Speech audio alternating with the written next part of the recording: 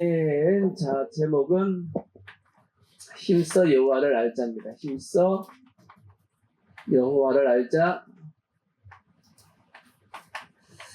9번째입니다. 9번째.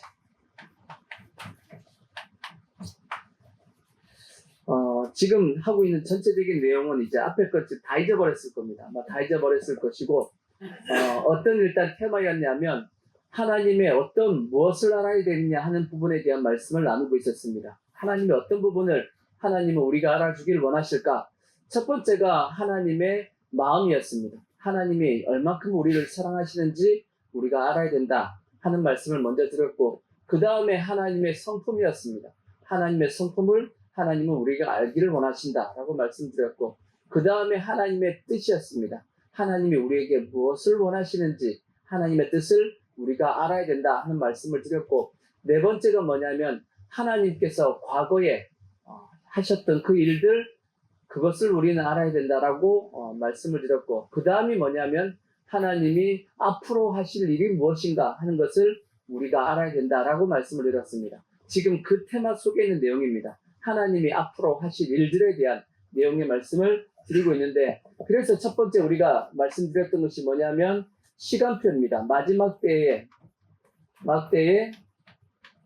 시간표에 대한 말씀을 드렸습니다. 마지막 때 어떻게 시간이 흘러갈 것이며, 마지막 때 이제 휴거와 그 다음에 7년 대환란과 그 다음에 천년왕국과 그 다음에 마지막 이제 새 예루살렘성까지, 또한 믿지 않는 자들의 그 불못까지, 그 시간표에 대한 말씀을 이제 앞에 나눴습니다. 그리고 나서 이제 지난주에 했던 것이 뭐냐면 유대인의 때와 성경에 보니까 또 무슨 때가 있냐? 이방인의 때가 있다라고 이렇게 말씀을 했단 말이에요. 그래서 이 유대인의 때를 알기 위해서는 뭘 알아야 되나 말씀했죠? 다니엘의 70일에 대해서 알아야 된다라고 말씀해서 다니엘의 70일가 뭔지에 대한 설명을 지난주에 드렸습니다. 그리고 이제 세 번째 했던 내용이 뭐냐면, 그러면 마지막 때의 징조는 뭐냐? 징조에 대한 말씀을 하고 있었습니다. 예수님께서 또 사도 바울이나 많은 이제 사도들이 마지막 때에 대해서 뭐라고 말씀했냐면, 징조를 보고 주님의 오실 때를 우리가 알고 예비해야 된다라고 말씀했기 때문에, 우리는 징조를 뭐 하고 있어야 되냐면 보고 있어야 됩니다. 보고 있어야 되고, 무슨 징조가 있는 것이 마지막 때의 징조인지를 우리가 알아야 된다고 말씀했습니다. 징조는 크게 두 가지라고 제가 말씀드렸습니다. 첫 번째가 뭐냐면 이스라엘을 중심해서 주어지는 징조가 있고, 또 하나의 징조는 뭐냐면 전 세계적으로 주어지는 징조가 있다라고 말씀을 드렸습니다. 이스라엘을 중심해서 주어지는 첫 번째 징조는 뭐냐면, 예수님께서 무화과 나무의 비유에 대한 말씀을 했죠. 무화과 나무의 비유. 이게 뭐냐면 이스라엘의 회복에 대한 말씀이라고 말씀을 드렸습니다. 자, 말씀을 일단 보시면 마태복음 24장 32절을 보시면 예수님께서 마지막 때의 징조, 먼저 그 앞에 24장 3절을 보시면 24장 3절을 보시면 예수께서 감람산 위에 앉으셨을 때 제자들이 조용히 와서 이르되 우리에게 이르소서 어느 때에 이런 일이 있겠사오며 또 주의 임하심과 세상 끝에는 무슨 징조가 있겠습니까? 하고 제자들이 예수님에게 물어봤단 말이에요. 그 물음에 대해서 예수님께서 마지막 때의 징조를 쭉 설명해 주신 것이, 그것이 마태복음 24장, 그 다음에 비유로 하신 것이 마태복음 25장의 내용입니다. 아멘. 그래서 24장의 내용에 보면 아까 보셨던, 이제 보려고 했던 그 앞에 23절 보시면, 32절 보시면 무화과 나무의 무엇을 비유를 배워라. 그 가지가 연하여지고 잎사귀를 내면 여름이 가까운 줄을 아나니, 이와 같이 너희도 이 모든 일을 보면 뭐하라고요? 인자가 가까이 어디까지 와 있다? 곧 문 앞에 이런 줄 알라. 마지막 때의 문을 주님이 확 여시면 이제 주님이 오시는 겁니다. 그러니까 문 앞에까지 지금 현재 와 있다라고 말씀하고 있습니다. 근데 저 무화과 나무의 비유가 뭐냐면 이스라엘의 회복입니다. 언제 회복이 되었죠? 회복이 1948년도에 이루어졌다고. 1948년도에 이루어졌는데 AD 70년에 멸망을 했습니다. 이스라엘은 몇 년에 멸망했다고요? AD 70년. AD 70년이면 우리나라를 치면 고조선 끝입니다. 고조선 끝 지점, 그리고 삼국시대가 막 시작할 그 시점입니다. 그 2000년 전, 약 1900년 전에 사라졌던 나라가 1948년, 약 2000년 뒤에 다시금 회복이 된 겁니다. 불가능한 내용입니다. 근데 이루어졌어요. 왜 이루어졌죠? 주님이 말씀하셨기 때문에. 하나님의 말씀하신 것은 반드시 뭐가 되냐? 이루어지기 때문에. 그리고 이제 이루어진 걸 보니까 주님이 곧 어디까지 오신 거예요? 이제 문 앞에까지 이르렀습니다. 그게 언제예요? 1948년도입니다. 지금으로부터 약 70년 전쯤입니다. 많이 지났어요. 주님이 지금은 뭐 하고 있냐면 문고리 잡고 계셔. 언제든지 확 열 수 있습니다. 열면 우리 기쁘게 맞이해야 됩니다. 아멘. 그 다음에 이제 또 이스라엘에 대한 징조의 말씀이 뭐였냐면 성전 건축 준비입니다. 성전 건축에 대한 준비.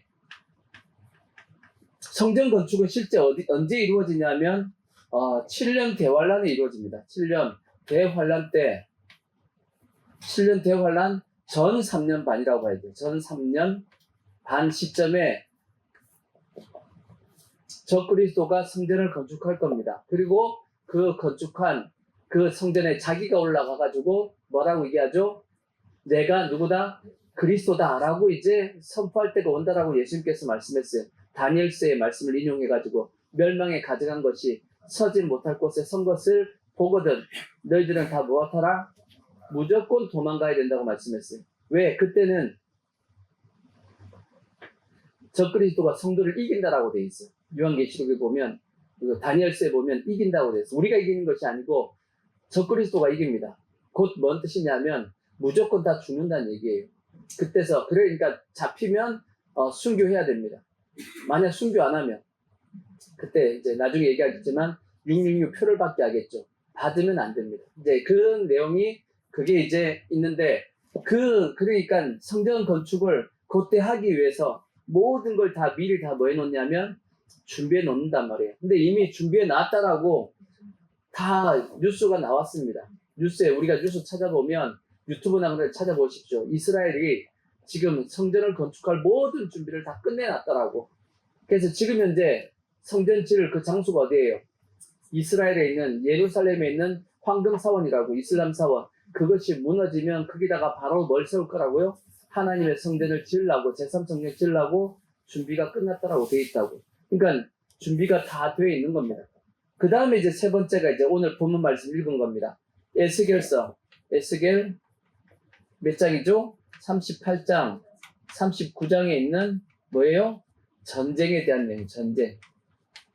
전쟁이 7년 대환란 전에 있을 것을 말씀하고 있는 내용입니다. 그러니까 이스라엘에 뭐가 있다고요?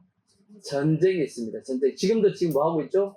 전쟁 중입니다. 근데 저 전쟁은 아직까지는 아닙니다. 저것이 물론 확산이 돼가지고 그 전쟁으로 확전될지 안 될지는 정확하게 모르겠지만 몇 가지 그 전쟁에 대한 말씀하신 징조가 있습니다. 자, 에스겔서 38장 1절을 보시면 이렇게 되어 있습니다. 자, 여호와의 말씀이 내게 임하여 이르시되 인자야 너는 마곡 땅에 있는 로스와 메섹과 두발 왕 곧 누구에게 이 곡이 누구냐면 이 모든 나라들의 뭐냐면 대빵입니다. 대빵. 자, 그 밑에 7절을 보세요. 7절을 보면 너는 스스로 예배하되 너와 내게 모인 무리들이 다 스스로 예배하고 너는 그들의 뭐가 된다? 대빵, 우두머리가 된다라고 말씀했거든. 그 전체 나라의 대장이 누구냐면 곡이라는 곡. 그래서 예언을 누구에게 지금 하고 있죠? 곡에게 지금 하고 있는 겁니다. 다시 앞에 보시면 자, 인자야 너는 2절 마곡 땅에 있는 로스, 메색, 그 다음에 두발왕 곧 곡에게로 얼굴을 향하고 그에게 예언하여 이르기를 주 여호와께서 이같이 말씀하시기를 로스, 메색, 두발왕 고가 내가 너를 대적하여 너를 돌이켜 갈고리로 내 아가리를 꿰고 너와 말과 기마병 곧 내 온 군대를 이끌어 내되 완전한 갑옷을 입고 큰 방패와 작은 방패를 가지고요 칼을 잡은 큰 무리와 그들과 함께한 또 누구예요? 방패와 투구를 갖춘 바 바사, 구스, 붓 이렇게 나오죠. 지금 나와 있는 이 내용들은 다 어느 나라냐면 그게 이제 러시아입니다. 러시아. 그 다음에 터키. 그 다음에 바사가 어디죠? 바사가 페르시아, 이란입니다. 이란. 그리고 나와 있는 게 다 어디냐면 이스라엘을 중심해서 뺑 둘러서고 있는 나라들입니다. 그 다음에 이집트, 그 다음에 아프리카의 나라들, 여기 나와 기록되어 있는 나라들을 다 추적해보면 그런 나라들입니다. 그러니까 이스라엘 땅을 뺑 둘러서 있는 그러한 나라들이 연합해가지고 뭘 한다? 이스라엘과 전쟁을 한다. 언제? 마지막 때 그 전쟁이 일어난다라고 말씀을 하고 있는 겁니다. 누가 예언한 거냐? 에스겔이 예언했습니다. 자, 그래서 6절 고멜과 그 모든 때와 북쪽의 끝에 도갈마 족속과 그 모든 때 곧 많은 백성의 무리를 너와 함께 끌어내리라. 너는 스스로 예배하되 너와 내게 모인 무리들이 다 스스로 예배하고 너는 그들의 우두머리가 될지어다. 여러 날 후 곧 언제? 말년에 마지막 때 있을 내용이란 말씀이에요. 말년에 너가 명령을 받고 그 땅 곧 오래 황폐하였던 이스라엘 산에 이르리니 그 땅 백성은 칼을 벗으나 여러 나라에서 들어오며 이방에서 나와서 다 뭐하고 있다? 평안히 거주하는 중이다. 그렇죠? 지금 이스라엘 땅 자체가 여러 나라에서 다 뭐하고 왔죠? 모여들었단 말이에요. 이스라엘 그래서 지금 전쟁이 계속 일어나고 있는 것이 팔레스타인들하고 계속 지금 싸우고 있잖아. 1948년도에 나라를 회복했지만 그 땅 전체를 지배하지 못했단 말이에요. 원래 그 땅에 누가 살고 있었죠? 팔레스타인들이 이제 살고 있었는데 지금 이제 유대인들이 들어가가지고 땅을 점점 사면서 이제 확장하면서 그들은 지금 어디에 이제 주로 몰려서 사냐면 가자 지구와 그 다음에 이제 우측에 있는 또 뭐죠 여기가 서한 지구에 이렇게 집중해서 살고 있단 말이에요. 지금 이제 그런 상태라고. 물론 곳곳에 유대인하고 팔레스타인하고 같이 사는 지역들도 같이 많이 이제 있긴 있습니다. 하여튼 그들이 전 세계에서 흩어져 있다가 모여서 이제 살고 언제 전쟁이 일어나죠? 평안히 거주하는 때입니다. 평안히 거주한 때.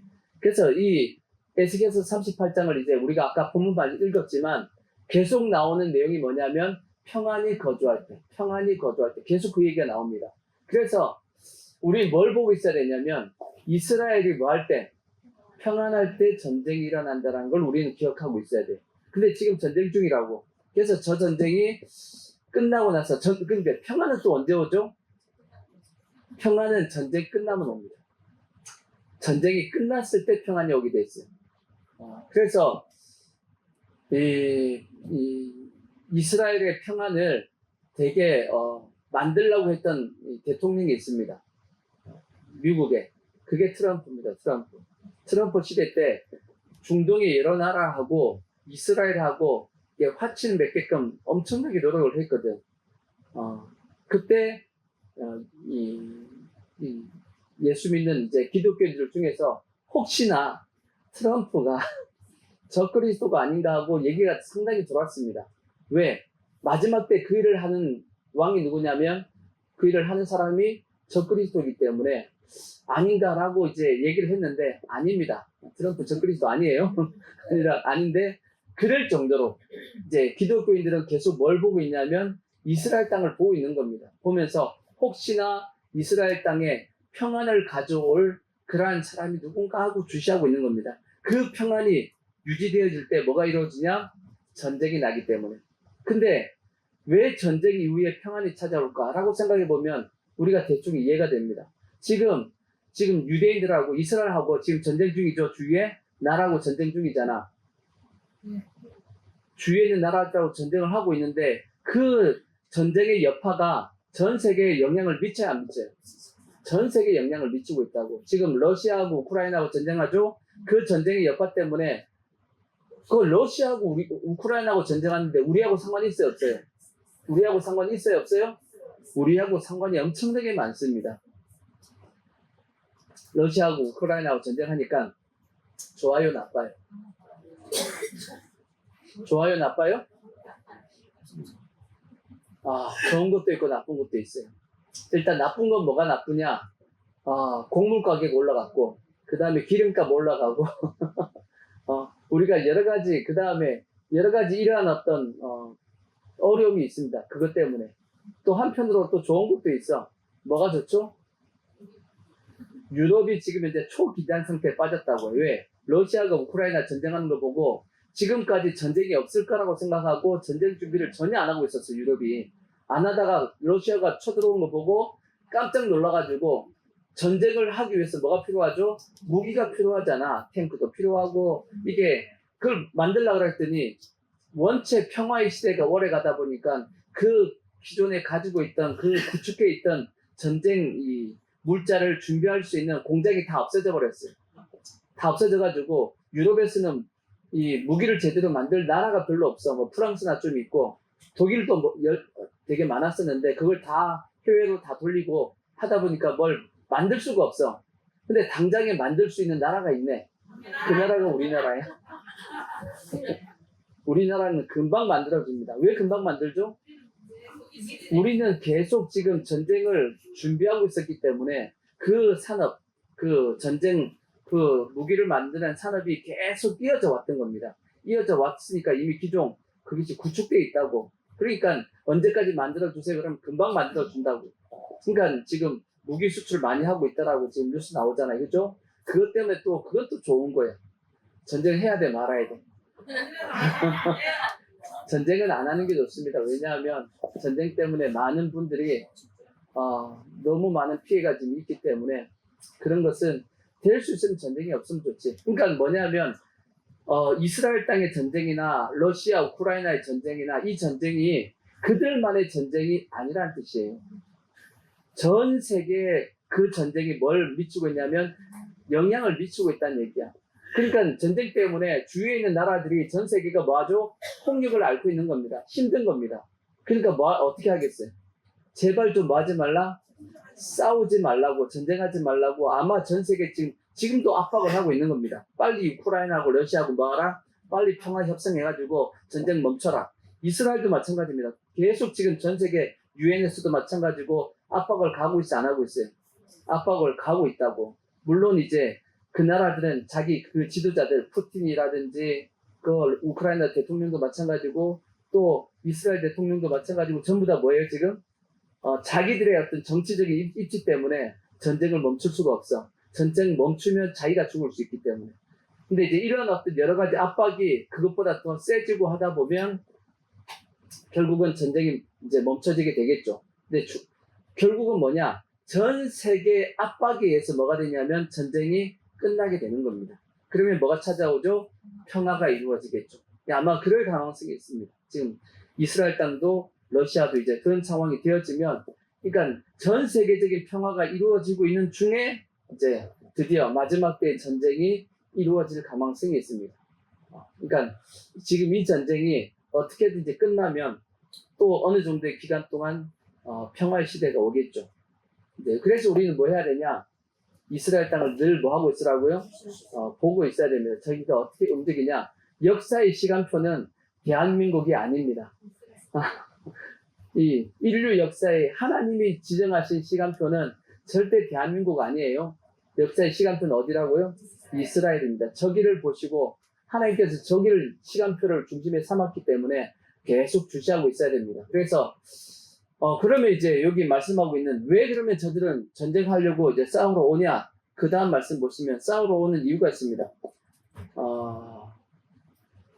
자, 그 다음에 자, 좀 내려보면 여기도 보면 11절 말하기를 내가 평원의 골들로 올라가리라. 성벽도 없고 문이나 빗장이 없어도 염려 없이 다 어떻게 거주가 있다? 평안히 거주하는 백성에게 공격한다 그 뜻입니다. 왜 공격하냐? 12절 보면 물건을 뭐하고 겁탈하며 노략하리라 하고 내 손을 들어서 황폐했다가 지금 사람이 거주하는 땅과 여러 나라에서 모여서 짐승과 재물을 얻고 세상 중앙에 거주하는 백성을 치고자 할 때 그들이 공격해오는 저 연합군들이 이스라엘을 공격하는 이유가 뭐 때문이라고요?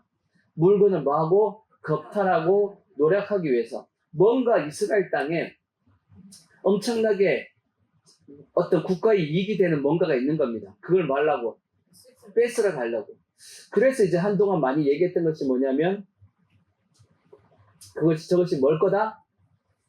유전일 거다라고 많이 생각한 겁니다. 유전. 이스라엘 앞바다에 있는 유전이 그 유전을 빼앗기 위해서 전쟁할 거다라고 많이 얘기했던 겁니다. 왜? 노력하기 위해서 간다 그러니까.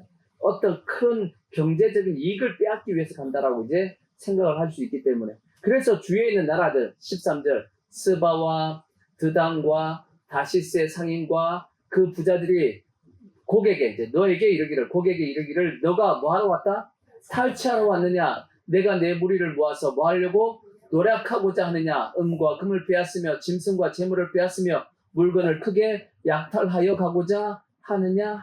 그러니까 이 뭔 뜻이냐? 주위에 있는 나라들이 그 곡과 그 있는 전쟁을 벌인 그들에게 얘기하기 뭐라고 얘기한다고요? 니들이 약탈하기 위해서 공격했다라고 이제 주위에서 여러 나라들이 이제 얘기를 한다 그 뜻입니다. 이해가 되시죠? 근데 이 전쟁의 끝은 어떻게 되냐? 성경이 말씀하길, 자, 그 뒤에 17절 보시면 이 전쟁의 끝은 자 17절도 보시면 주 여호와께서 같이 말씀하셨느니라. 내가 옛적에 내 종 이스라엘 선지자들 통하여 말한 사람이 내가 아니냐? 그들이 그때 여러 해 동안에 예언하기를 내가 너를 이끌어다가 그들을 치게 하리라. 그날에 고기 이스라엘 땅을 치러 오면 누구 노염이? 내 노염이, 하나님의 노염이 내 얼굴에 만다 나타나리라. 누구의 노염이? 하나님의 노염이 나타납니다. 주 여호와의 말씀이니라. 내가 질투와 맹렬한 노염으로 말하였거니와 그날에 무엇이? 큰 지진이 이스라엘 땅에 일어나서. 그 전쟁은 이스라엘이 잘 싸워서 승리하는 것이 아니고 하나님이 직접 역사하셔가지고 그 전쟁을 이기게 만드십니다. 이스라엘이 첫 번째가 지진입니다. 지진. 두 번째, 바다의 고기들과 공중의 새들과 들의 짐승들과 땅에 기는 모든 벌레와 지면에 있는 모든 사람이 내 앞에서 뭐하며? 떨 것이며, 그 지진과 그런 것 때문에 떨 것이며, 모든 산이 뭐하며? 무너지며, 절벽이 떨어지며, 모든 성벽이 땅에 무너지더라. 지진을 통해서 모든 짐승들과 이 산과 모든 것이 무너진다는 그 뜻입니다. 성벽이 무너지니까 하여튼 빌딩이나 그것도 다 무너진다는 얘기죠. 무엇을 통해서? 지진을 통해서. 그리고 21절 주 여호와의 말씀이니라. 내가 내 모든 산 중에서 그를 칠 칼을 부르리니 각 사람이 칼로 그 형제를 칠 것이며 연합군이다 보니까 지들끼리 나중에 싸운다 그 뜻입니다. 성경에 보면 가끔씩 그런 일들이 있죠. 연합군들이 와가지고 지들끼리 싸워서 전쟁이 끝나. 여호사밧 시대 때도 그런 일이 있었고, 그죠? 그런 하나님께서 그렇게 하시겠다 뜻입니다. 또 22절 내가 또 무엇으로? 코로나를 돌게 해가지고 전염병과 피로 그를 심판하며 쏟아지는 폭우와 큰 우박덩이와 불과 유황으로 그와 그 모든 무리와 그와 함께 있는 많은 백성에게 비를 내리듯 하겠다라고 말씀했어요. 그러니까 이때 전쟁은 이스라엘이 잘 싸워서 전쟁에 승리하는 것이 아니고 하나님께서 개입하셔가지고 전쟁에 승리케 하시겠다라고 말씀하고 있는 겁니다. 그래서 이같이 내가 여러 나라의 눈에 내 위대함과, 그러니까 하나님의 위대함과 하나님의 거룩함을 나타내어 누굴 알게 한다? 하나님을 알게 하리니 내가 여호와인 줄을 그들이 알리라. 그리고 이제 39장에 이제 쭉 설명하고 있는 것은 이 전쟁 이후에 내용의 말씀들을 이제 기록하고 있는데, 하여튼 이 에스겔 38장 39장에 있는 내용의 말씀을 통해서 이스라엘이 이 전쟁을 통해서 하나님을 알게 되는, 어떤 분들은 이제 예수님을 알게 되는 계기가 된다라고도 이제 그렇게 설명을 합니다. 근데 이제 이 전쟁이 지난주에도 말씀을 드렸지만 아마겟돈 전쟁은 아닙니다. 아마겟돈은 7년 환란 끝부분에 있는 이제 새 예루살렘 성이 이루어지기 위한 전쟁이 아마겟돈 전쟁이고, 이것은 7년 대환란 들어가기 전에 마지막 이루어질 이스라엘 땅에 이루어지는 전쟁입니다. 전쟁이 달라요. 아시겠죠? 그러니까 이스라엘 땅을 우리가 보면서 우리가 봐야 한다는 이유는 뭐냐면 이건 7년 대환란 전이니까 뭐 전이에요? 휴거 전입니다. 휴거 전에 주님의 재림 전에 이루어질 사건이기 때문에 우리가 주시하고 있어야 되는 것이고, 아마겟돈 전쟁은 우리가 보면 안 됩니다. 아마겟돈 전쟁은 우리가 어디가 있어야 되죠? 우리는 그때는 휴거받아서 구름 위에 있어야 돼. 아시겠죠? 이미 그는 휴거받은 이후의 사건이니까. 그래서 이제 우리가 뭘 보고 있어야 된다고 말씀하냐면 에스겔서 38장에 있는 전쟁을 하나의 뭘로 징조로서 우리가 뭐하고 있어야 된다? 이렇게 보고 있어야 된다고. 이스라엘 땅을 저게 전쟁의 얘기가 있고 저 이스라엘 땅에 흐르고 있는 여러 가지 정치적인 상황을 그래도 예수 믿는 사람들은 저것이 역사의 시간표니까 우리가 주목하고 이렇게 주시하고 있어야 됩니다. 아시겠죠? 멍하니 살다가 주님이 왔는데 준비도 못하고 있으면 안 되잖아. 우리가 준비하다가 주님의 오심을 맞이할 수 있는 그러한 모습이 되어야 됩니다. 자, 일단 이것이 크게 이스라엘을 이제 우리가 보면서 징조를 삼아야 될 부분이고, 그 다음에 이제 전 세계적인 징조입니다. 전 세계적인 징조. 첫 번째가 뭐냐? 자, 예수님께서 말씀하신 마태복음 24장 7절을 보시면 전 세계적인 징조입니다. 자, 민족이 민족을, 나라가 나라를 대적하여 일어나겠고 곳곳에 뭐가 있다? 기근과 지진이 있으리니 이 모든 것은 뭐다? 재난의 시작이다. 첫 번째 뭐다? 민족이 나라가 나라를 대적하여 일어나는 거 너무 많았기 때문에 이걸 가지고 우리가 어떻게 판단할 수가 없어요. 하지만 무엇은 기근과 확실한 건 지진입니다.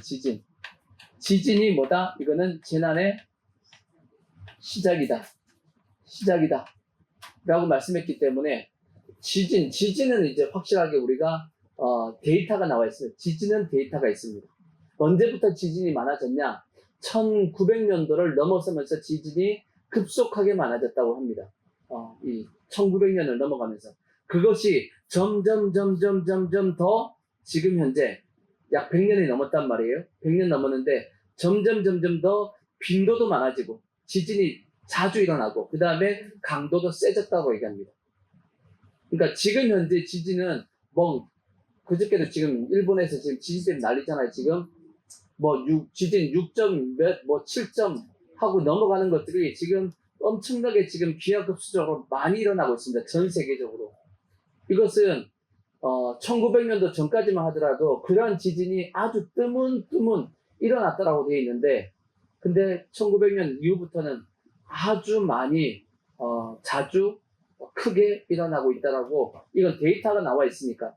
그래서 이것이 곧 뭐의 시작이다? 재난의 시작이더라고 누가 말씀했어요? 예수님께서 직접 하신 말씀이야. 그러니까 우리는 주님이 곧 오실 때가 됐나 보다 하고 우리는 기억해야 됩니다. 그 다음에 14절 14절 보시면 두 번째 또 뭐가 있죠? 전 세계적으로 이 천국 복음이 모든 민족에게 증언되기 위하여 온 세상에 전파되리니 그제야 끝이 온다. 복음이 전 세계 전파. 그래서 이것이 뭐다? 그때야 이제 끝이 온다. 그 끝은 뭐냐면 우리가 주님 앞에 들림받는다 그 뜻입니다. 그러니까 주님이 우리를 추구하실 때, 데리고 올라갈 때 이 복음은 다 어디까지 다 증거됐죠? 일단 이 지구 전체에 복음은 한 번은 다 돌아간 겁니다. 그러니까 지금 현재 복음이 안 들어간 곳이 있나요? 거의 다 지금 다 들어갔습니다. 거의 다 지금 복음이 다 들어갔어요. 안 들어간 곳이 거의 없을 만큼 지금 복음이 다 전 세계 모든 나라와 모든 족속과 그죠? 거의 다 들어갔다라고 지금 보는 게 맞습니다. 거의 모든 언어로 지금 현재 복음이 다 전해졌습니다. 그러니까 그걸 보면 이것이 언제 때 말씀이에요? 2000년 전 말씀이야. 2000년 전에 예수님이 그때는 복음이 어디에 있을 때예요? 지금 유대인 땅, 이스라엘 땅 안에만 있을 때입니다. 그때 예수님께서 말씀했어. 이 복음이 어디까지 간다? 전 세계 다 퍼지게 된다. 그때 끝이 온다라고 말씀했단 말이에요. 근데 지금 보니까 2000년 지난 지금 보니까 복음이 전 세계에 지금 다 전해진 걸 보니까 언제가 되었다? 주님이 오실 끝이 되었다라고 우리가 알 수 있는 거고. 자, 그 다음에 데살로니가 후서 2장 3절 보시면 이런 말씀이 있어요. 누가 어떻게 하여도 너희가 미혹되지 말라. 먼저 뭐가 있다? 배교하는 일이 있다. 뭐가 있다? 배교하는 일이 있다. 근데 일반 사람들이 배교한다 그런 얘기 아니고 많은 믿는 자들이 믿지 않게 되는 일이 생길 수 있다라고 말씀하고 있어요. 이거는 그래서 심각한 겁니다. 나중에도 이제 뒤에 좀 더 우리가 그러면 이렇게 안 되기 위해서 어떻게 해야 되는지 말씀을 드리겠지만, 우리 코로나 때 보십시오. 코로나 때 한국교회가 어떻게 됐죠? 한국교회 20%, 약 20%의 교회가 없어졌어요. 교회 숫자가 없어졌습니다. 10,000개의 교회가 없어졌다. 이게 10,000개의 교회가. 우리나라 한국교회가 약 5만 개입니다. 5만 개. 5만 개 정도의 교회가 있다고 하는데 10,000개의 교회가 없어졌습니다. 물론 큰 교회가 없어진 것이 아니고 중소형 교회, 거의 소형 교회, 개척교회들이 다 없어졌습니다. 엄청나게 많은 사람들이 세상으로 갔습니다. 물론 이제 큰 교회로 몰려든 부분도 있지만 교회에 다시 안 오신 분들도 상당히 많습니다. 뭐 비대면 예배라 그래가지고 처음에는 비대면 예배하니까 집에서 TV 켜놓고 예배 좀 드렸겠죠. 근데 여러분도 집에서 TV 켜놓고 예배 드려봤잖아. 예배가 돼야 안 돼요. 저도 안 되던데 뭐 앉아가지고 이렇게 처음에는 어떻게든지 자세 잡아가지고 하다가 점점 편하게 이제 바뀌는 거예요. 그러듯이 안 된단 말이에요. 그러니까 배교하는 일이 있을 겁니다. 근데 어떻게 그러면 성도들이 이렇게 배교한 일이 이렇게 발생될까 해보면 가장 가망성이 있는 건 뭐냐면 지도자의 타락입니다. 지도자의 타락.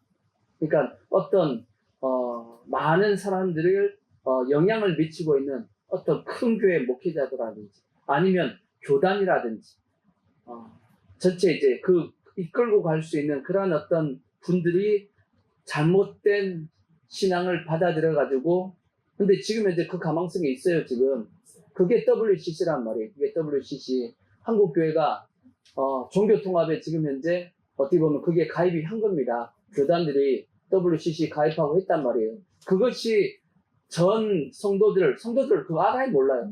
성도들 그거 몰라. 근데 목사님이 우리 그렇게 합시다 하고 가버리면 성도들 그게 맞는 줄 알고 따라간다고.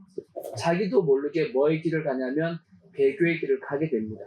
아마 그것이 가장 가망성이 있지 않을까라고 생각합니다. 정확하게 배교는 어떻게 이루어질지 모르겠지만 저는 느끼기에 그럴 가망성이 가장 크다. 지도자의 타락이 지도자가 잘못된 길을 갈 때 많은 성도들이 그 길을 잘못된 길을 따라가지 않을까. 그래서 배교로 가지 않을까. 그래서 전 세계적으로 어떻게 보면 이 흐름이죠. 지금 이제 종교통합과 같은 이런 흐름이 있으니까 지도자들이 타락해서 성도들이 쫓아가다 보니까 배교의 길을 가게 될 가능성이 크겠다라고 저는 생각을 합니다. 아직은 확실하게 드러나지 않았지만 그래서 여러분들은 확실하게 뭐 해야 되냐, 목회자만 신학적인 성경에 대한 지식을 가지고는 안 됩니다. 여러분들도 이 신앙의 지식을 정확하게 가지고 있어야 돼. 어느 날 갑자기 제가 엉뚱한 얘기하면 다 나가셔야 돼. 엉뚱한 얘기하면 다 나가야 된단 말이에요. 아시겠죠? 큰 교회도 마찬가지입니다. 지금 말씀이 맞고 틀리고 맞고 이게 한다 할지라도 어느 날 보니까 말씀이 이상해졌어. 말씀이 성경적이지 않아. 라고 이제 하면 어떻게 해야 되죠? 피해야 됩니다. 그 길 빨리 빠져나와야 돼. 자기도 모르게 거기 있다 보면 뭐하죠? 계속 끌려가서 결국은 자기도 모르게 지옥의 길로 가게 돼 있단 말이에요. 그러니까 성도들도 말씀을 알고 믿어야 돼. 그래서 성경은 어떻게 믿으면 안 된다고요? 덮어놓고 믿으면 안 된다고. 열어놓고 믿어야 된다고 이렇게 하는 게, 성경을 알고 믿어야지 모르고 믿으면 이런 일에 빠질 수 있다 하는 것을 기억하시고, 근데 마지막 때 이런 일이 있다라고 분명히 말씀했으니까 분명히 있을 겁니다. 분명히 있을 거니까 우리는 분명하게 말씀을 어느 정도 분별할 수 있는 능력은 분명히 가지고 있어야 됩니다. 자, 그 다음에 또 누가복음 17장 26절을 보시면, 17장 26절을 보시면 마지막 때는 어느 때와 같다라고 되어 있냐면 노아의 때에 된 것 같이 인자의 때도 그러하다 그렇게 되어 있어요. 노아가 방주에 들어가던 날까지 사람들이 먹고 마시고 장가들고 시집가더니 홍수가 나서 그들을 다 멸망시켰으며, 또 누구와 같다? 롯의 때와 같으니 사람들이 먹고 마시고 사고 팔고 심고 집을 짓더니 롯이 소돔에서 나가는 날에 하늘로부터 불과 유황이 비오듯 하여 그들을 멸망시켰다. 네 번째 뭐라고 돼 있냐? 노아와 롯의 때와 같다. 때와 같다. 특징이 뭐예요? 특징이 뭐 이렇게 이것을 시집가고 장가가고 막 하는 이것을 뭐 이렇게 잘못되게 설명하신 분들도 있습니다. 뭐 그렇게 설명해도 뭐 틀리다라고 얘기할 수는 없는데 어떻게 보면 세상 쾌락과 아니면 또 일상에 그냥 빠져서 그냥 사는 겁니다. 그러니까 주님의 오심에 대해서 별로 관심 없어. 그냥 내가 열심히 내 살 것에 그냥 살면 되는 거다라고 하시는 분이 있고, 또 어떤 분들은 노아의 때와 롯의 때의 특징이 뭐냐면 동성애와 같이 이러한 어떤 음란한 문화가 전체를 뒤엎고 있는 그러한 어떤 시대란 말이에요. 그러니까 그러다 보니까 그런 것이 이 전 세계 마지막에 지배하게 될 것이다. 근데 지금 보십시오. 지금 전 세계 지배하고 있잖아. PC주의 해가지고 동성애에 대해서도 뭐라 할 수가 없어. 지금 교회만 뭐라 하고 있지. 근데 이것도 지금 법적으로 못하게 하려고 지금 좌파들이 계속 지금 무슨 법 만들려고 그래요. 소수인권 보호법 만들어가지고 교회에서 뭘 못하게, 동성애 죄입니다 이거 얘기 못하게 하려고 계속 지금 법을 만들고 있잖아. 물론 우리가 교회에서 계속 그걸 이제 들고 일어나서 못하게 막고는 있지만, 막고 있는데 막으면 또 그 다음에 또 이제 국회에 가가지고 또 만들잖아. 좌파들이 계속 또 막아놓으면 또 늘고 지금 몇 번째 하고 있잖아. 그죠? 이러듯이 마지막 때가 되면 세상은 끊임없이 교회를 공격할 겁니다. 그래서 동성애와 같이 이런 것들, 그 다음에 일반 그냥 성도들은, 일반 또 세상 사람들은 또 그냥 일상 자기가 행복하게 살고 즐기며 살고 그게 그냥 푹 빠져 살 겁니다.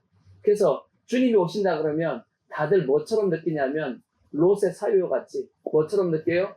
농담으로 얘기듯이 예수님 온다 그러면 세상 사람들이 다 피피 웃는다고, 무슨 예수님이 뭐 그런 소리 하냐고, 말도 안 되는 얘기라고 얘기하죠. 다 세상 사람들은 그런 얘기를 다 지어낸 얘기, 농담처럼 얘기는 겁니다. 그런 시대에 지금 현재 우리가 살고 있습니다. 그래서 어떻게 보면 노아의 때와 롯의 때와 같다라고 말씀했는데 이것은 지금 현재 이루어지고 있는 상태입니다. 지금 현재 이루어지고 있는 상태다라고 볼 수 있고, 이제 그 다음에 이제 핵심적인 내용이 뭐냐면 저 그리스도의 등장의 준비입니다. 등장의 뭐예요?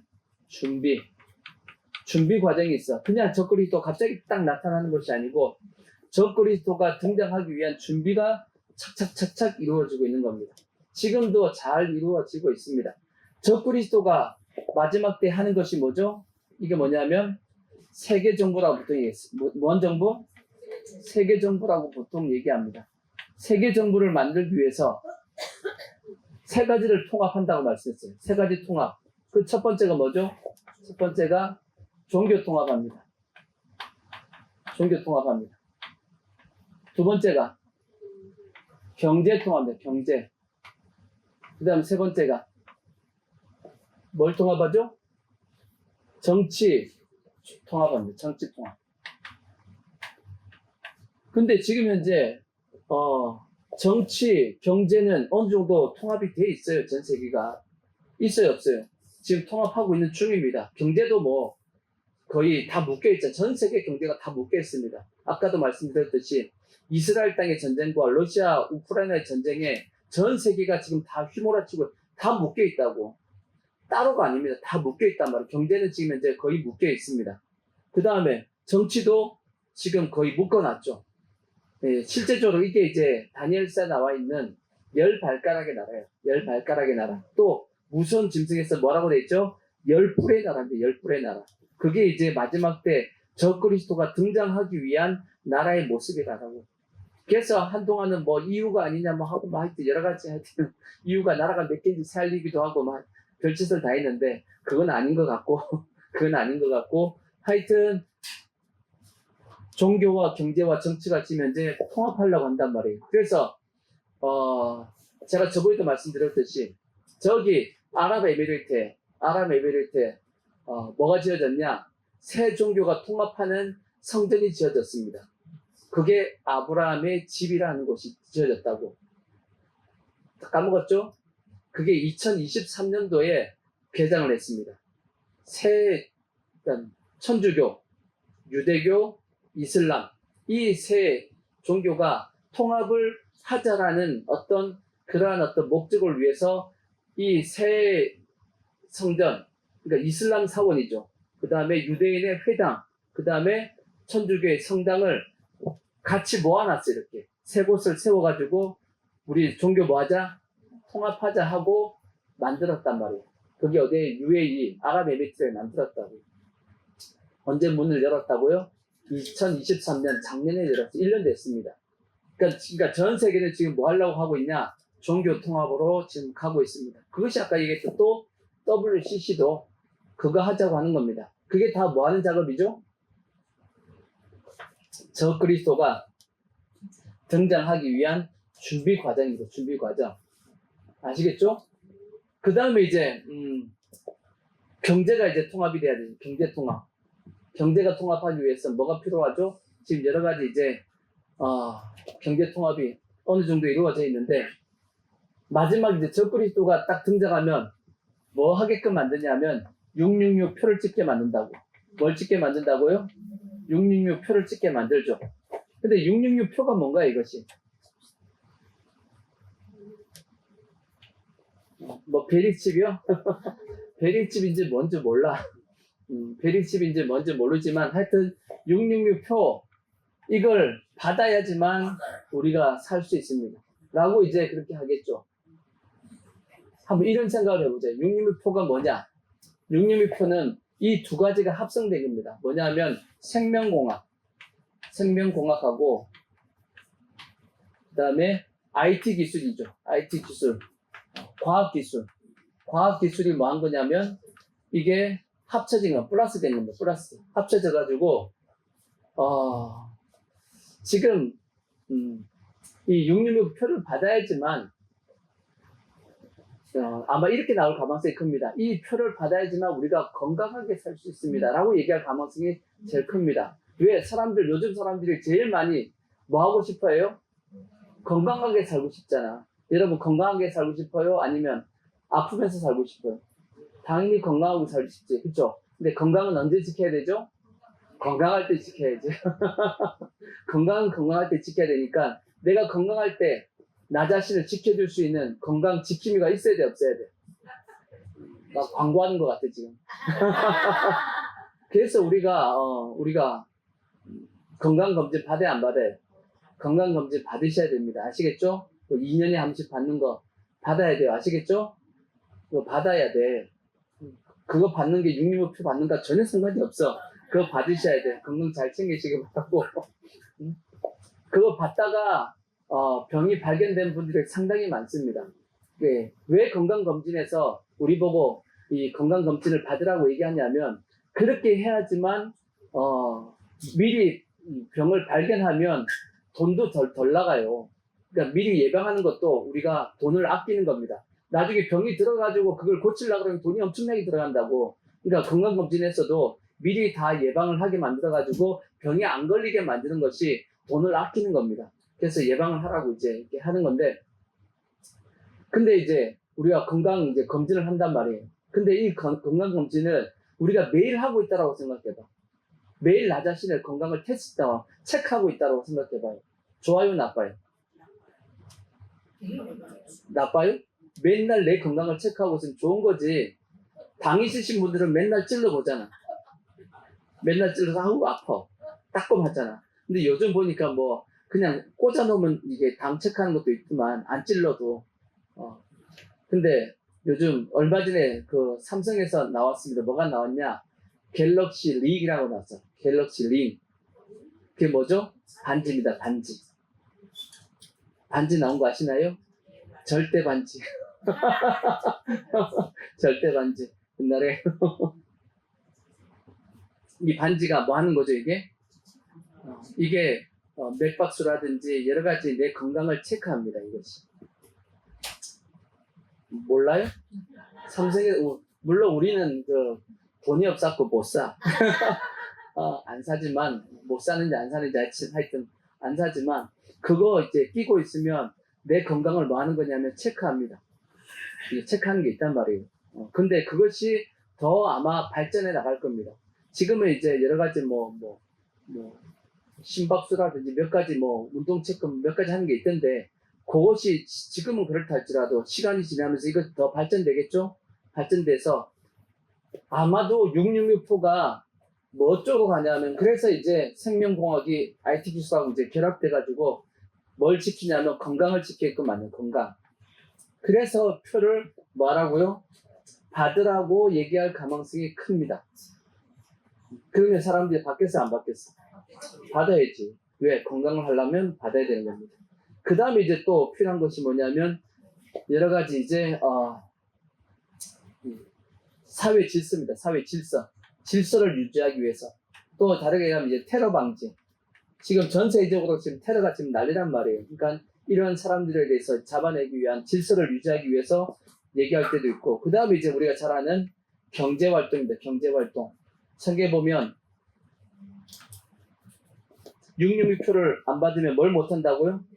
매매를 못한다라고 돼 있단 말이에요. 그러니까 뭐가 안 된다? 경제활동을 못한다라고 돼 있단 말이에요. 그러니까 이런 그걸 다 하기 위해서는 뭘 받아야 된다?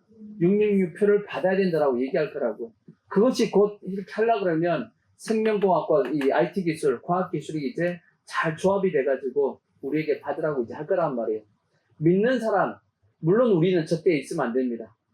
우리는 666표하고 전혀 상관이 없어요. 아시겠죠? 우리는 그냥 저런 게 있구나 하고 그냥 넘어가면 돼. 왜냐하면 우리는 상관이 없어. 그 전에 뭐 하니까? 우리는 그 전에 올라가는 거. 이방인들 예수 믿고 주님의 재림을 기다리고 있는 우리는 미리 올라가니까 저 7년 대환란에 안 들어간단 말이에요. 하지만 이 세상에 남아있는 자들은 저 666표를 다 뭐 하게 될 거냐면 받게 된단 말이에요. 근데 666표 받으면 어떻게 된다고요? 절대 예수님 못 믿게 돼 있어. 왜 못 믿게 돼 있냐?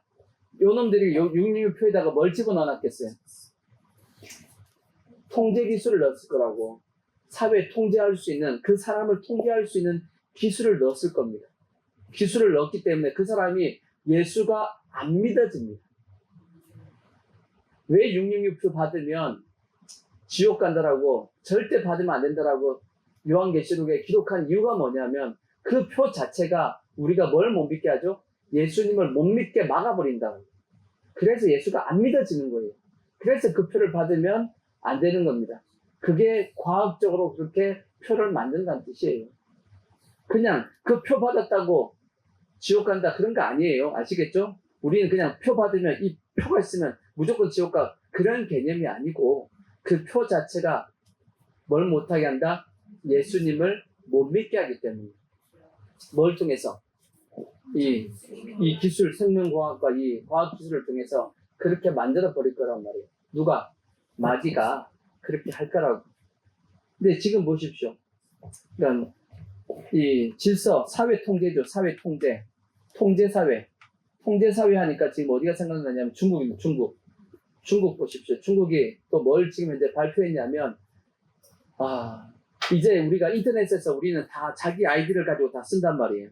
자기 아이디 있죠? 뭐 네이버라든지 다음이라든지 뭐 구글이라든지 자기 아이디 있죠?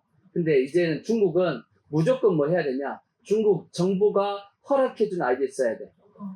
그러니까 그게 등록해서 중국 정부에서 허락한 것만 써야 돼. 그러면 어떻게 되죠? 중국 정부가 뭐 하겠다는 뜻이에요? 모든 사람들이 그걸 다 보겠다는 뜻입니다. 그러니까 법을 지금 중국이 그렇게 바꾼다라고 얘기가 나왔다고. 그러니까 이 통제사회는 제일 빨리 가고 있는 데가 어디냐면 중국입니다. 왜? 공산주의고 전체주의 사회이기 때문에. 근데 이 모습이 꼭 나중에 누가 할 거냐? 적그리스도가 할 그 모습입니다. 적그리스도가 전 세계를 그렇게 끌고 나갈 겁니다. 아시겠죠? 물론 우리는 그와는 상관없이 살 겁니다. 우리는 그 전에 올라가세요 하고 올라가야 돼. 아시겠죠? 자, 이제 이런 것들이 지금 마지막 때에 있을, 전 세계적으로 이루어질, 징조입니다. 징조. 그러니까, 첫째 기근과 지진이 지금 나타나고 있고, 복음도 거의 다 전파가 끝났습니다. 그 다음에 배교하는 일도 진행 중입니다. WCC 나중을 통해 진행 중에 있고, 또 이렇게 이제 합쳐지고 있고, 그 다음에 노아와 롯의 때와 지금 현재 같습니다. 같고, 그 다음에 적그리스도가 등장하기 위한 준비가 차곡차곡 잘 지금 준비되어지고 있습니다. 이런 걸 보면 주님이 오실 때가 뭐하다? 아주 가까이 왔구나 라는 것을 알 수가 있고, 언제든지 주님이 문을 열고 들어오시면 주님이 이제 오시는 겁니다. 아마 지금 문고리 붙잡고 열까 말까 하고 계실 수도 있어요. 열어버려? 그럼 열으면 주님 오시는 겁니다. 그럼 이제 우리는 어떻게 해야 되냐는 거지.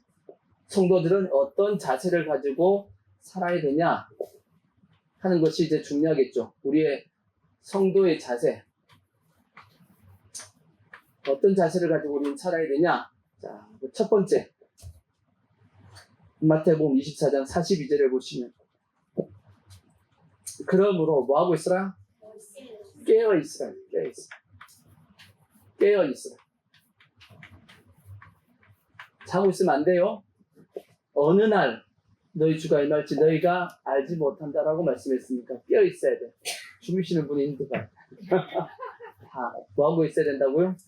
깨어 있어야 된다라고 말씀을 하고 있습니다. 특히나 예수님이 오실 때는 더디 올 수 있다라고 되어 있어요.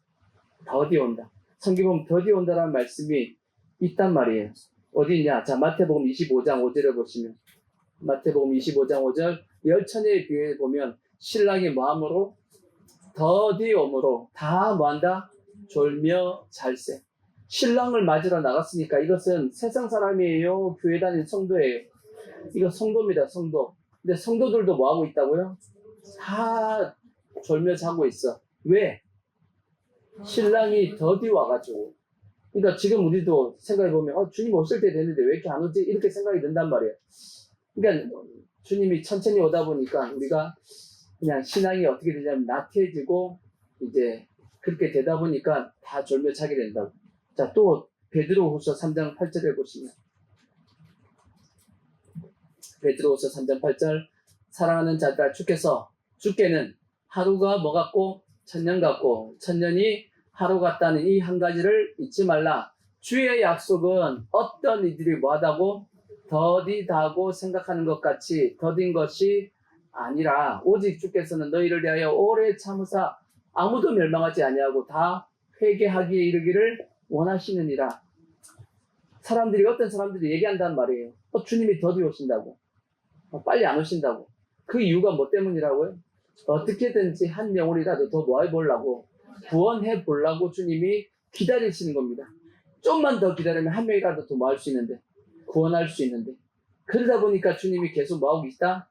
기다리고 또 기다리고 또 기다리고 그렇게 하고 계시다라는 겁니다. 그러니까 더디다고 해서 안 오시는 건 아닙니다. 아시겠죠? 더디다고 해서 안 오시는 것이 아니고 반드시 뭐 한다? 오신다.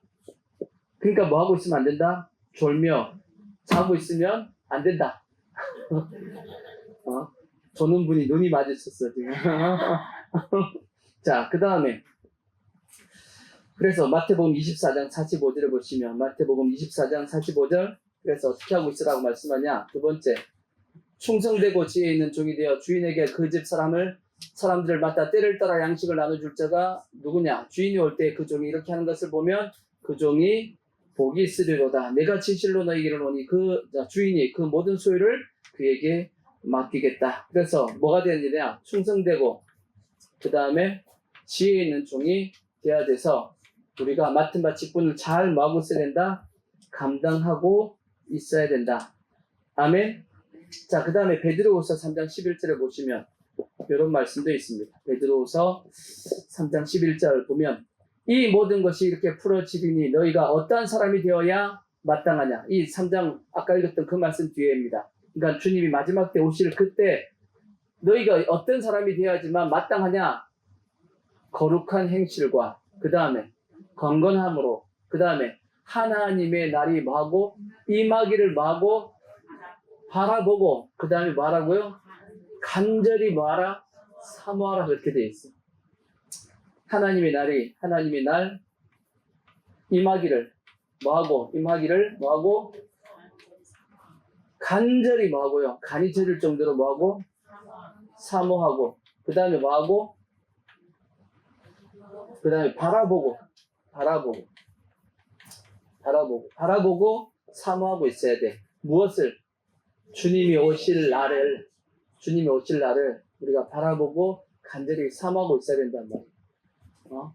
그죠? 먼 하늘, 이상한 구름만 떠도 행여나 주님이 오실까 해가지고 쳐다보고 있는 늘 생각 속에 뭘 생각하고 있어야 돼? 주님이 오심을 생각하고 있어야 된다고. 생각하고 있어요? 아니면 딴 생각하고 있어? 주식 생각하고 있고, 좀 더 좋은 집에 살까 그 생각하고 있고, 세상의 어떤 거기에 빠져 살면 안 되고, 늘 주님 바라보고 있어야지만 뭐 할 수 있다? 주님의 오심을 뭐 할 수 있냐면 맞이할 수가 있는 겁니다. 이제 한 말씀만 이제 더 드리면, 이게 이제 오늘 말씀의 핵심인데, 아까 이제 열천의 비유에 대한 말씀을 드렸죠. 열천에 대한 비유의 말씀을 드렸는데, 누가 휴거받는가? 누가 휴거를 받는가? 제가 자주 말씀드렸습니다. 누가 받는다고요? 믿는 자입니다. 믿는 자. 성경의 모든 원리는 믿음의 원리입니다. 믿으면 하나님이 역사합니다. 안 믿으면 역사 안 한다라고 돼 있어. 하나님의 말씀을 믿을 때, 믿음을 결부시킬 때 우리에게 그 믿음이 하나님의 말씀이 역사할 수 있는 통로가 된단 말이에요. 그래서 믿을 때 우리가 모든 유익을 다 받을 수 있다라고 성경이 말씀하고 있어요. 그래서 구원도 뭐 할 때? 믿을 때입니다. 예수 믿으면 구원받고 예수 안 믿으면 구원 못 받는 겁니다. 그래서 믿을 때 성경의 모든 원리는 다 뭐다? 믿음의 원리다. 근데 중요한 건 뭐냐? 이 믿음이 뭐 할 수 있다는 게 문제냐면 믿음이 약해질 수 있다는 게 문제입니다. 믿음은 떨어질 수 있습니다. 마치 열천의 비유가 기름 등불을 가지고 나갔단 말이에요. 등불을 가지고 나왔는데 그 기름 등불이 처음에는 활활 타오르고 있었어. 요번에 갔을 때 그게 뭐라고요? 횃불이었어. 횃불. 우리가 영화 같은 데 보면 횃불 들고 굴 같은 데 들어가잖아요. 그죠? 로마 시대 때 횃불을 들고 나간 겁니다. 횃불을 들고 나갔단 말이에요. 근데 횃불을 들고 나갔는데 문제는 뭐냐면 기름이 처음에 충만하게 묻어있을 때는 어떻게 하죠? 횃불이 활활 타오르겠지. 근데 시간이 점점 지나면 점점 횃불에 있는 기름이 왜요? 이제 다 달아서 점점 불은 뭐 하게 되죠? 약해질 가능성이 커지죠. 불은 약해지는 겁니다. 그러듯이 지금 믿음이 있다고 해서 우리가 장담할 수 없는 거라고요. 믿음은 뭐 할 수 있다? 약해질 수 있다. 떨어질 수 있다라는 겁니다. 예수님께서도 그렇게 말씀했어요. 믿음은 떨어질 수 있다. 언제 말씀하셨냐? 누가복음 보시면 22장 31절 베드로에게 이렇게 말씀했어요. 시몬아, 이제 베드로입니다. 시몬아, 보라, 사탄이 너희를 밀가부르트하다고 요구하였으나 그러나 내가 너를 위하여 무엇이? 너희의 믿음이 뭐하지 않게끔 믿음이 떨어지지 않기를 기도하였노니 라고 말씀한 거 보니까 베드로의 믿음이 떨어질 수 있다 없다? 떨어질 수 있다. 실제 베드로의 믿음이 어떻게 했어요? 떨어졌다고. 그렇잖아. 그래서 나중에 예수님께서 부활하고 나타나셨음에도 불구하고 베드로가 어떻게 하죠? 계속 예수님 앞에 가까이 못 나갑니다. 뭐 때문에?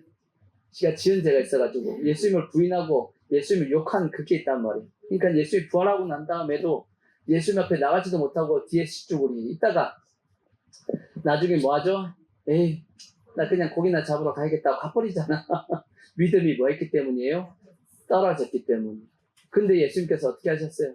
다시금 그의 믿음을 회복시키기 위해서 쫓아가잖아. 그래서 베드로에게 베드로야, 내가 이 사람들보다 나를 더 사랑하느냐 하면서 베드로의 다시 믿음을 뭐 했죠? 회복시켜 주셨다고. 그래서 베드로가 다시금 사역을 할 수 있게끔 했듯이 믿음은 뭐 할 수 있다? 떨어질 수 있는 겁니다. 믿음 떨어질 수 있어. 지금 여러분이 예수님의 오심을 난 믿습니다. 난 예수님이 재림하심을 믿습니다. 나는 휴거 받을 겁니다. 하고 믿음이 있지만 여러분이 시간이 지나다 보니까 믿음이 뚝뚝뚝 떨어져가지고 믿음이 약해질 수 있겠어요? 없겠어요? 그럴 수도 있다라는 거지. 그죠? 왜 두들긴지 알겠지? 근데 한번 생각해봐요. 그럼 믿음이 뭐 하지 않게끔? 떨어지지 않게끔 해야 되잖아. 어떻게 해야 돼? 믿음 떨어지지 않게끔 어떻게 해야 되죠? 자, 우리의 사는 거하고 똑같습니다. 우리가 살라 그러면 기본적으로 뭐가 필요하냐? 물이 필요해. 우리의 생명을 위해서 뭐가 필요하다? 물이 필요하죠. 물. 예수님께서 말씀했죠. 내 피를 마지 않으면 마시지 않겠어. 그 속에 생명이 없다고 말씀했듯이 기본적으로 우리는 항상 무엇을 공급해야 되냐? 물, 예수 그리스도의 피, 예수 그리스도의 보혈. 그러니까 날마다 우리 뭐 해야 되냐면 예수의 피를 통해서 우리 회개해야 돼. 일단 기본입니다. 날마다 신령한 음료입니다. 예수님께서 말씀했듯이 신령한 음료. 날마다 예수의 피를 의지하며 회개하셔야 됩니다. 이게 1차. 두 번째가 뭐냐? 예수님께 신령한 양식, 참된 양식이라고 그랬어. 예수님의 살 얘기하면서. 그렇죠? 그것이 뭐다? 말씀이다라고 했어. 말씀. 그래서 날마다 우리 또 뭘 먹어야 되죠? 말씀 먹어야 돼. 그러니까 기본적으로 예수의 피를 통해서 우리가 죄사함을 받고 날마다 말씀을 통해서 양식 삼아서 우리의 건강을 유지해야 된단 말이에요.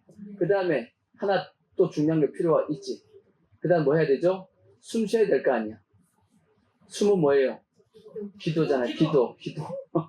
기본적인 이 세 가지는 여러분이 뭐 하셔야 되냐면 평상시 늘 하고 계셔야 돼요.